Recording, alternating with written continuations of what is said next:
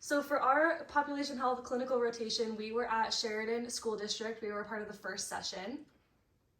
I'm Keely Malloy. I'm Jamie Nguyen. I'm Alex Knight. And I'm Bailey Woolley. The community that we assessed were the students at Faulkner Chapman School and Sheridan High School. Our target population was middle and high school students from grades 6 to 12. For our windshield survey, we found that there was a lot of limited access to drugstores, pharmacies, and local community areas like parks around the community. Within the school hallways, there were resource posters for substance abuse, but not too much else. And then during our interviews, we found that there was only one counselor and one school nurse for all students in the school district.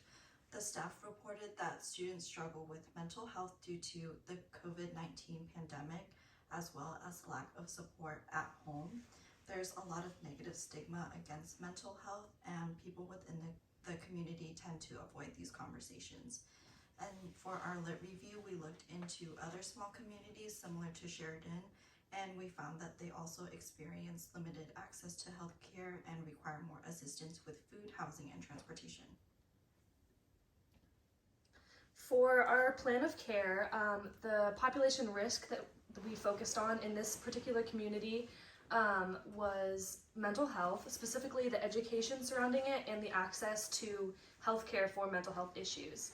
During our data collection portion, we discovered through interviews and through our own observations just of the schools themselves that mental health problems are very prevalent amongst this specific population, and the kids face a lot of obstacles in seeking healthcare, including stigma and lack of mental health education. This relates to the Healthy People 2030 objective of mental health and mental disorders, specifically in adolescents, as this objective aims to increase the number of adolescents that seek treatment for mental health issues as a whole.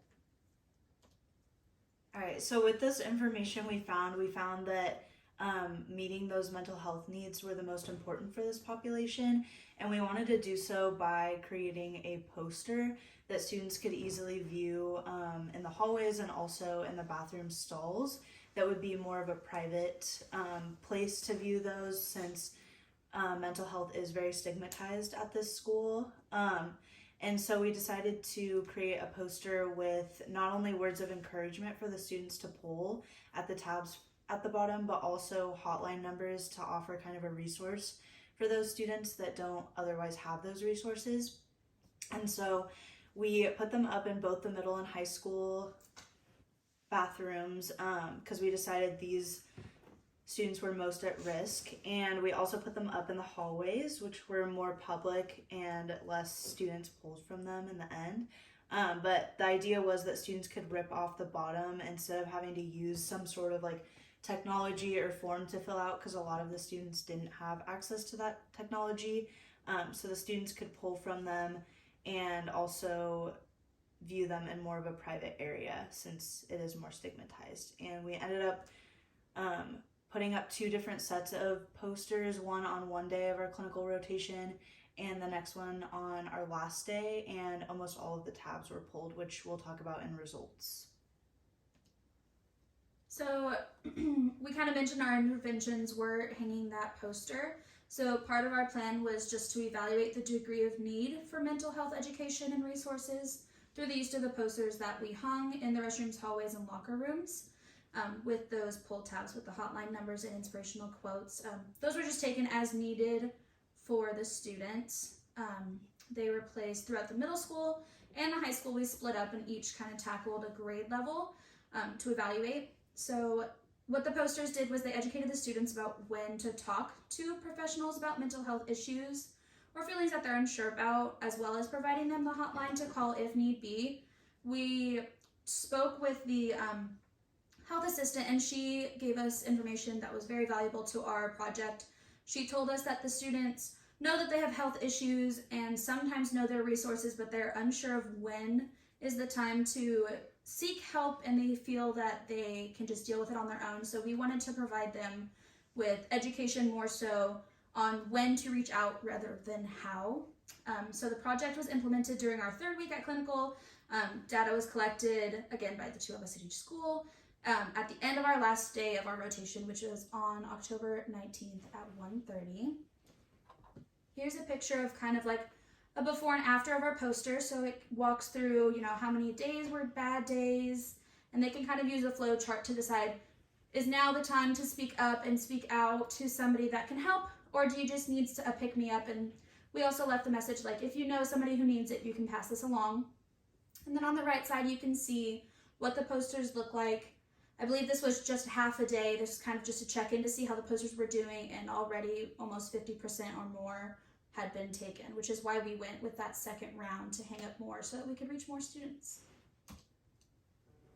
So for our results, just like Bailey said, we had a lot of tabs pulled.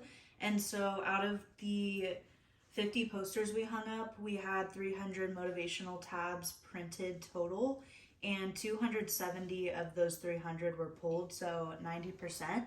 And then same goes for the hotline tabs. 250 of those were printed on our posters, and 225 of them, or 90% of the hotline tabs, were taken. So we had a very successful rate on that, and I would say our goals were definitely met. They, like we said earlier, were left in the bathroom stalls, and almost all of those pull tabs were taken, and not so much in the hallway.